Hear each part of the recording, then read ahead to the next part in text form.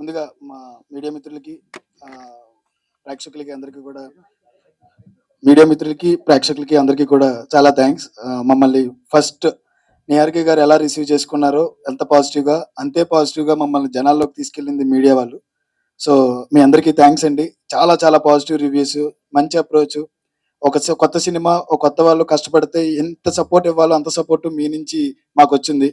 Media appreciation meet జరిగినట్టు జరిగింది మా ఆఫ్టర్ సక్సెస్ అది. తర్వాత ప్రేక్షకులందరికీ ఓన్ చేసుకున్నందుకు థ్యాంక్ యూ సో మచ్. నేను థ్యాంక్ యూ చెప్పేది నిజంగా మమ్మల్ని హిట్ చేసినందుకు, సక్సెస్ చేసినందుకు ఇలా కాదు. ఎందుకంటే సక్సెస్ నిజం చెప్పాలంటే అందరూ ఫీల్ అయ్యారు. నేను ఫీల్ అవ్వలేదు. ఆహ్, ఈ సక్సెస్ ఎప్పుడు ఫీల్ అయ్యామంటే ఎప్పుడైతే మమ్మల్ని అందరూ కూడా thank you so much for the cinema అని చెప్పారో ఆ రోజు మాకు చాలా హ్యాపీ అనిపించిందనమాట. దానికి మీ అందరికీ కూడా చాలా రుణపడి ఉంటాను. ముందుగా ఇక్కడున్న నేను పరిచయం చేసింది హీరోలని, హీరోయిన్‌లు కాదు. చాలా మంచి మంచి యాక్టర్స్‌ని. వీళ్ళందరూ కూడా రానున్న రోజుల్లో చాలా మంచి పెర్ఫార్మర్స్‌గా, చాలా మంచి ఆర్టిస్ట్‌లుగా, హీరోలుగా, హీరోయిన్స్‌గా అందరూ కూడా ముందుకు వెళ్తారు. అలాంటి స్కోప్ ఇచ్చిన పింక్ ఎలిఫెంట్ పిక్చర్స్ నిహారిక గారికి, అదేవిధంగా మా జైవ్ గారికి, ఫనీ అన్నకి, మరి రమేష్ గారికి ఇలాంటి స్కోప్ ఇచ్చి మమ్మల్ని అందరిని ముందుకు దింపి, ఈ కుర్రోళ్ళందరికీ ఇంత మంచి లైఫ్ ఇచ్చిన, ఇంత ప్లాట్‌ఫార్మ్ ఇచ్చిన మా ప్రొడక్షన్ హౌస్‌కి, పీపుల్ అందరికీ కూడా చాలా రుణపడి ఉంటాం.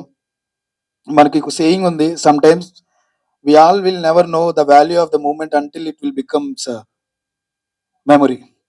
అలాంటి మెమరీని బంధించి ఒక సినిమా రూపంలో మీ అందరికీ తీసుకొచ్చి మేము పెట్టాం.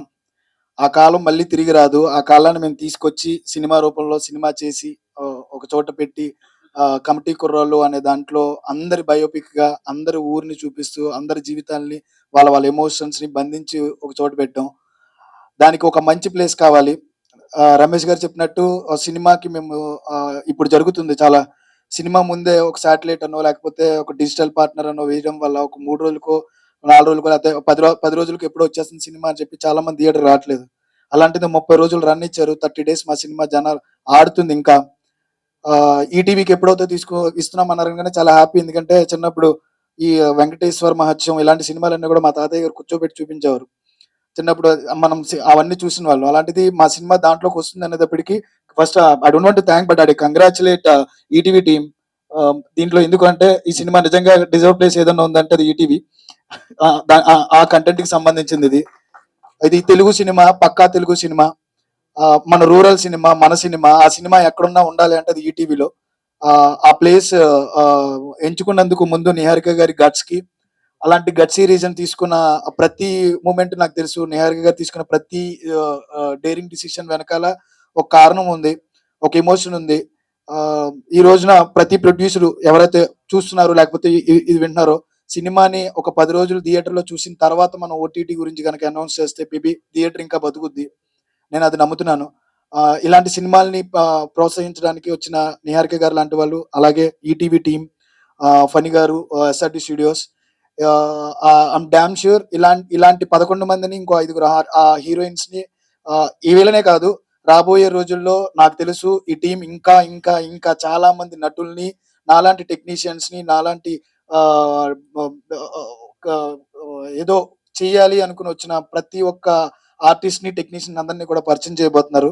అది మాకు తెలుసు. వాళ్ళు ఆ ప్రాసెస్‌లో చాలా బాగా సక్సెస్ అవుతారని నమ్ముతున్నాను. ఎందుకంటే వాళ్ళ వాళ్ళ మైండ్ అలాంటిది. సో, ఇయన్నీ ఇన్నిటికి ఈ 30 డేస్ రన్ ఒకటే కారణం కాదు. ఇంకొకటి సెప్టెంబర్ 12న మా సినిమా వస్తుంది. థియేటర్ నుంచి మీ ఇంటికి ఈటీవీ విన్‌లోకి.